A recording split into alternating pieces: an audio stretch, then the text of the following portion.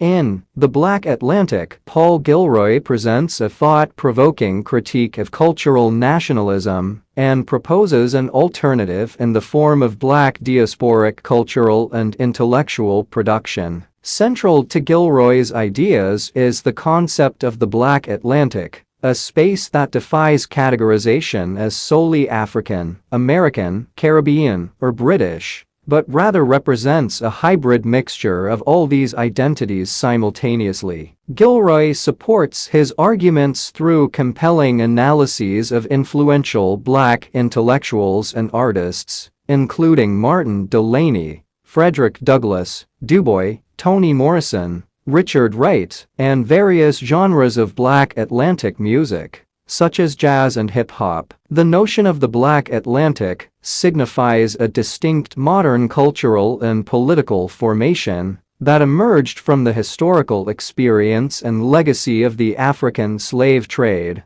and the plantation system in the Americas. It surpasses the boundaries of nation-states and ethnic identities. Gilroy's critique challenges Eurocentric accounts of capitalist modernity, with slavery assuming a crucial role in his analysis. He asserts that slavery was intrinsic to the development of capitalism, stripping away the facade and exposing its underlying mechanisms. However, unlike certain postmodernist perspectives that condemn Western modernity as inherently totalitarian and genocidal, Gilroy refrains from outright rejection. Instead, he emphasizes the profound impact of slavery on modernity, while reclaiming a transnational Black modernity that contains within it a utopian impulse. The concept of the Black Atlantic, as articulated by Paul Gilroy, entails a distinct modern political and cultural formation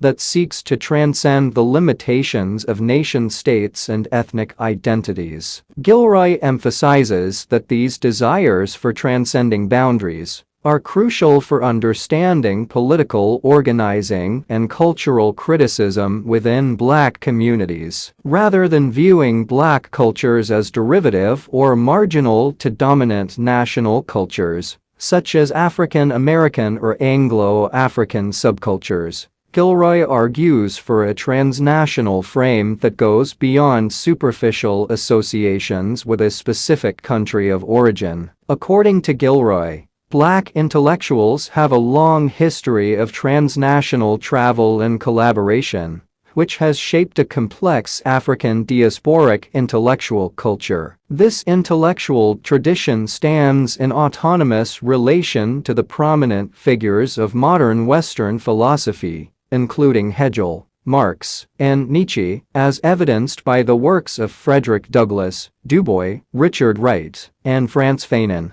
Building upon Du Bois' concept of double consciousness, Gilroy contends that a comprehensive understanding of modernity must encompass the marginalized perspectives of slaves, as well as recognize the significant role of slavery and terror as inherent aspects of modernity itself. Gilroy highlights the definitive characteristic of the intellectual history of the Black Atlantic as the preoccupation with the unique doubleness that arises from occupying an expanded Western context while remaining distinct from it. This perspective illuminates the untold narratives and experiences that have been integral to the Black diaspora's intellectual and cultural development. By expanding the scope of modernity to encompass the ungentle aspects of slavery and terror, Gilroy exposes the systemic foundations of these phenomena and situates them at the core of modernity's historical trajectory. Paul Gilroy utilizes various powerful symbols and concepts to shed light on the experiences and dynamics of transnational Black identity. One such symbol is the sailing ship, which he views as a chronotype, drawing on Bakhtin's theory. The ship represents both the localized movement within and beyond national boundaries and the traumatic middle passage of the slave trade, which is essential to understanding the experience of Black transnational modernity. Gilroy highlights the significance of ships as microcosms of cultural and political systems in motion. They symbolize the circulation of ideas, activists, and cultural artifacts, such as books, tracts, records, and choirs. Central to Gilroy's argument is the role of slavery, which he asserts is a shared experience of terror. At the core of Black diasporic communities throughout the Atlantic, slavery serves as the foundation for transnational Black identity. Moreover, Gilroy emphasizes that the slave trade was the initial instance of transnational trade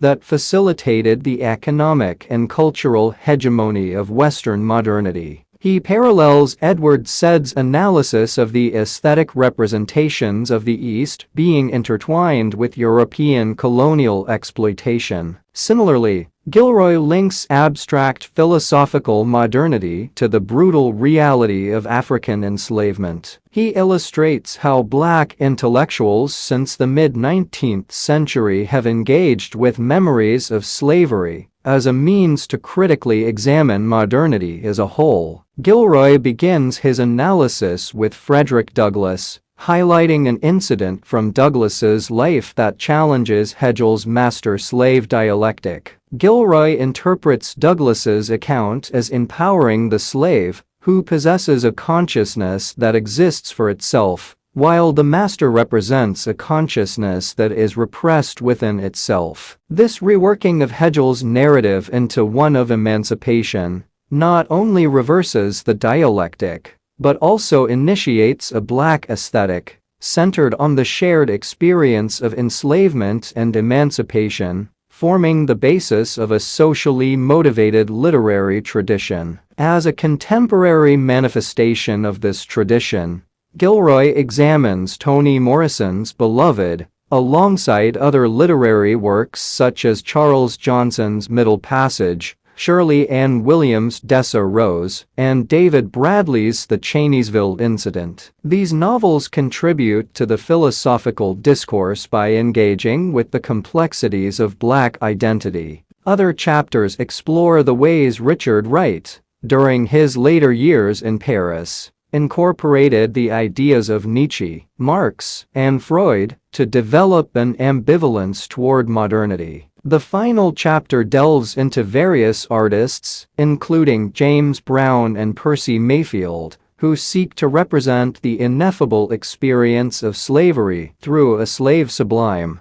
Gilroy positions these artists as not only attempting to recover a history marked by terror and atrocity, but also challenging the notion of Euro-American modernity's rationality, in contrast to the perceived irrationality of Africans and the diaspora. Paul Gilroy dedicates one of the 6 chapters, titled Jewels Brought from Bondage, Black Music and the Politics of Authenticity, to exploring music and performance as a crucial public arena where artists engage in debates about modernity. Gilroy highlights that music holds significance not only due to its popular nature, but also because it challenges the dominance of language and textuality as the primary forms of human expression. This alternative mode of expression becomes particularly important in the aftermath of slavery, when attempts are made to convey the inexpressible. Chapter 3 covers a broad historical scope,